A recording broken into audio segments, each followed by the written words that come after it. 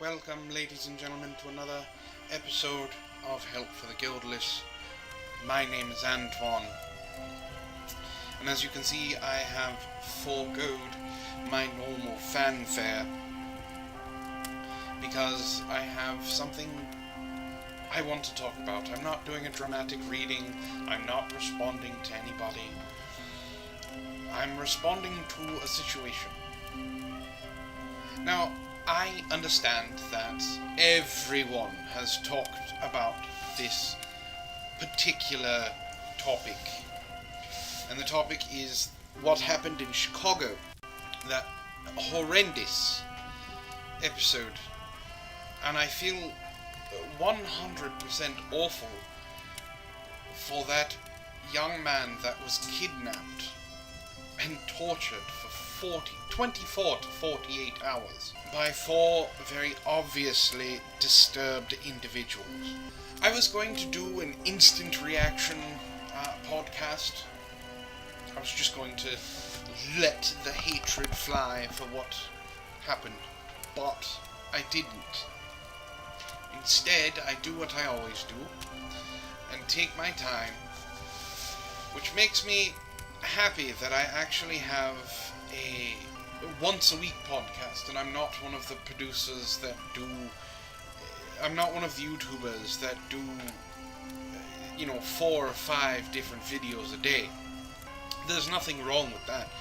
But what it allows me to do is it allows me to calm down, for one, and see what happened. I was sickened.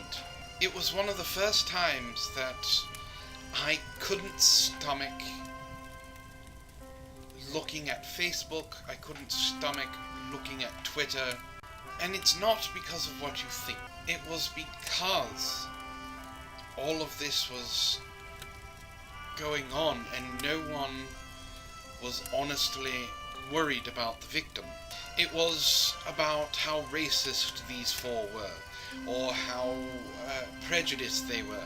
There were people on Twitter saying it's not racism, it can't be a hate crime because reasons.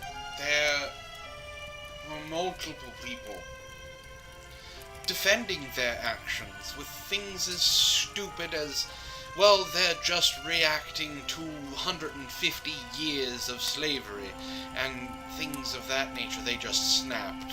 They couldn't take it anymore. And of course, Ghazi, Black Hitler, he decided to make a complete ass of himself. Now, I'm going to put the image up for you to see, but I'm going to read it as well. Ghazi Kodzo, we have been kidnapped and tortured for over 500 years. I support these 4 African teenagers. The United States government, which was built by kidnapping and torture of millions of Africans, does not have a moral foot to stand on to judge these 4 African teenagers. If the United States was truly against kidnapping and torture, they would give reparations to African people. They would release all African prisoners. They would stop poisoning our water supply. They would stop police terror in black communities. Don't be ashamed of the act these 4 Africans committed. Understand it. We are tired of being oppressed, terrorized, humiliated, and killed. You can only push a people so far. Until African people are free, acts like these will continue to happen. Uhuru. There's a reason he's called Black Hitler. Garbage like that does not need to be spread. And yet he's one of the more popular people on YouTube. He's looking for someone to blame, forcing these ingrates to deal with their choices. Now, what really bothers me is, one, there is no sense of responsibility for one's actions in these 4. We're going to put this on Facebook Live and stream it to all who can see it. And if we get popular enough, it doesn't matter, whatever we do, we won't be held accountable for it. I don't know if they were drunk, or high, or a combination of both, but these animals did something completely horrendous. Now, this is why I'm happy I do a weekly podcast and not daily.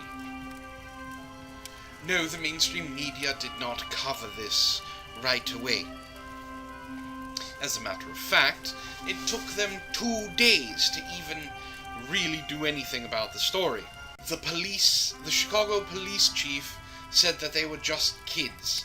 CNN had 2 people saying, well, this wasn't an evil act, and they were just taught wrong. There are very few times we see true evil in our world. These demons in human skin deserve everything that they get. They were arrested almost immediately because, well, they decided to post it on Facebook with their faces and names and everything like that. But here's the really interesting thing. They were denied bail. They asked for lenient bail.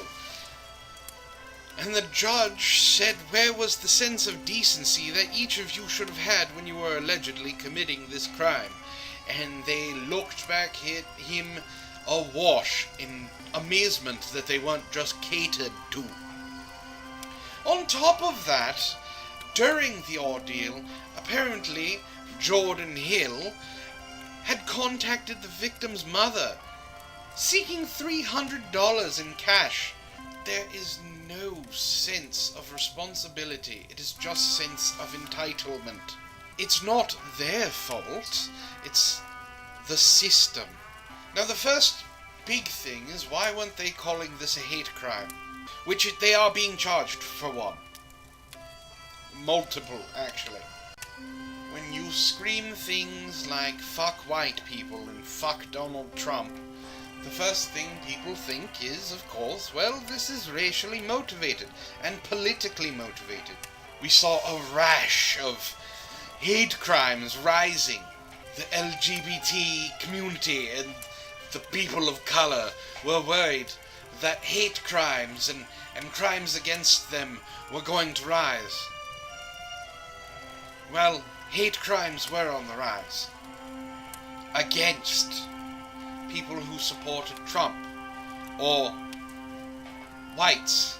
We've all seen the video of the older white gentleman being pulled from his car and beaten by 7 different black people at the whole time saying, take his shit, you voted for Donald Trump, beat his ass, you're going to pay for my stuff. This is horrendous.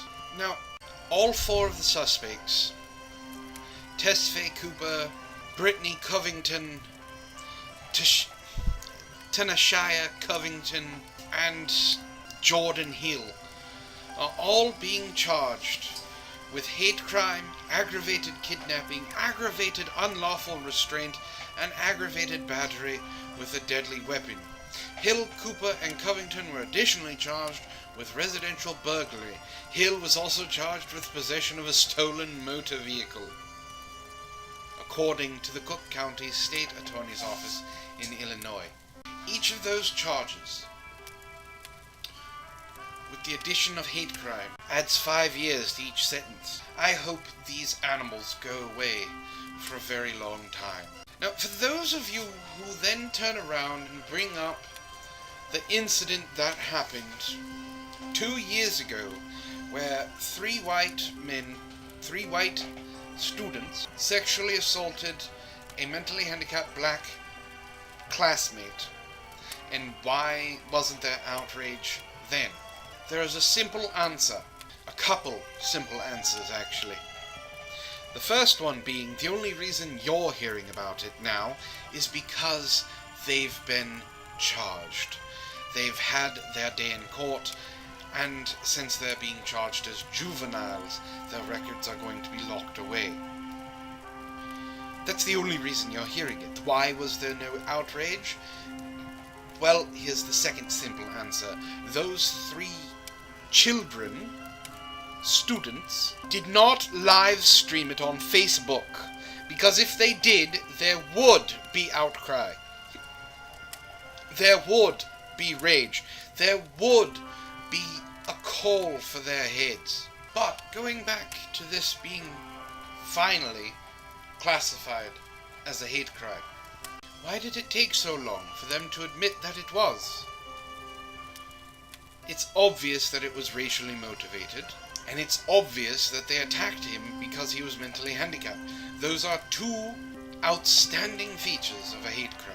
And why do these four have no accountability for their actions, according to some? It's not their fault. It's the man. It's not their fault.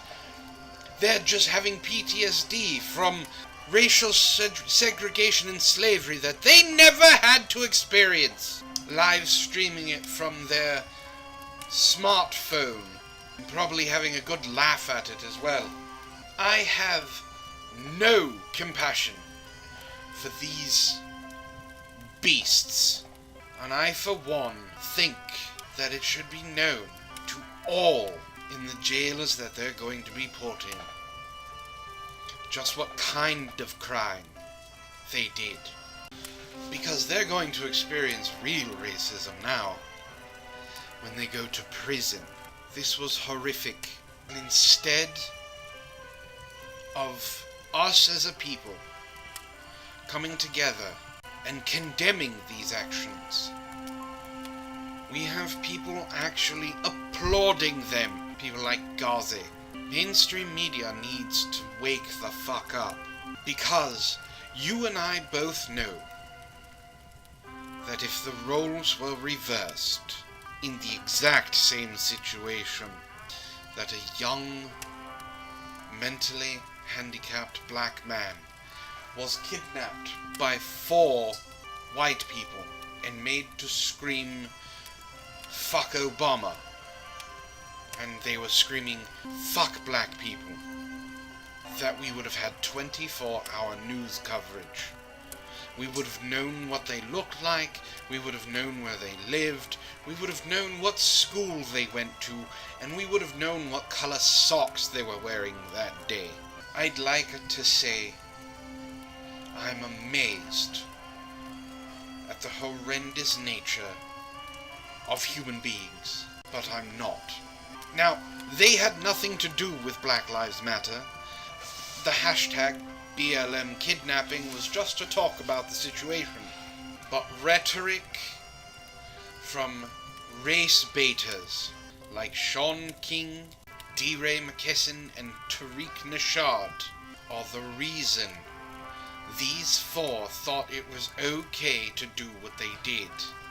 You have Black Lives Matter's protesters screaming "fuck cops," "white lives don't matter" on public television.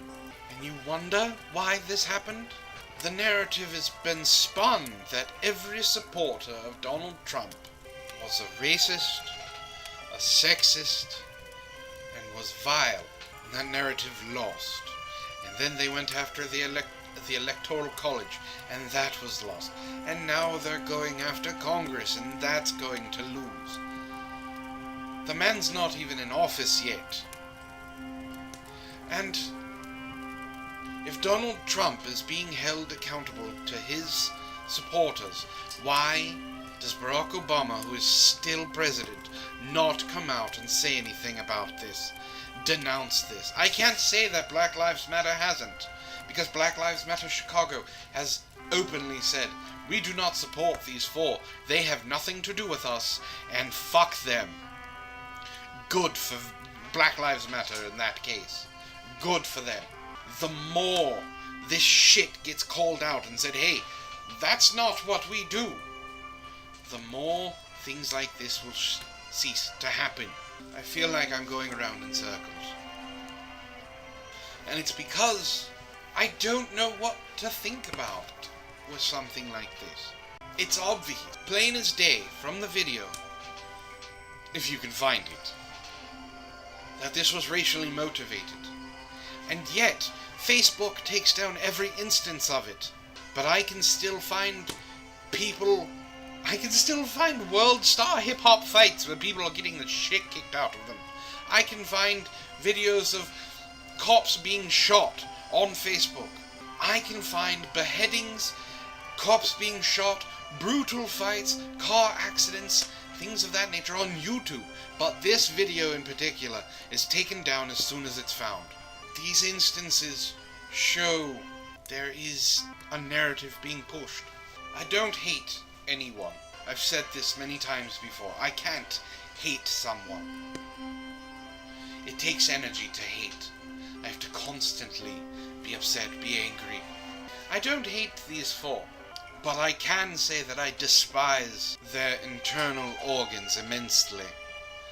That I would wish eye for an eye was a viable option, especially with how scared that mentally handicapped man was. And then to have the gall to ask your victim's mother for $300. Zero accountability, folks. That's what the millennials are producing. They don't believe that they are responsible for any of their actions, and it's thanks to those like Francesca Ramsey, Sean King, even Lacey Green. Your victimhood is your identity. Nothing you do is your fault because something bad happened to your ancestors or something bad happened to people who are like you. So it's not your fault. Fuck you. I hope all four of these pieces of filth understand that comeuppance is a thing. And I hope when they get theirs that they burn in the deepest parts of hell. And that's all I really have to say. If you made it this far, thank you for listening. My name is Antoine. If you liked this video, please like it, share, subscribe. You can follow me on Facebook, and you can follow Cole on Twitch, Twitter, and Tumblr. Thank you everyone, and hopefully next time I'll have something more enjoyable to talk about. So with my sincerest, heartfelt apologies, I hope you all have a pleasant evening.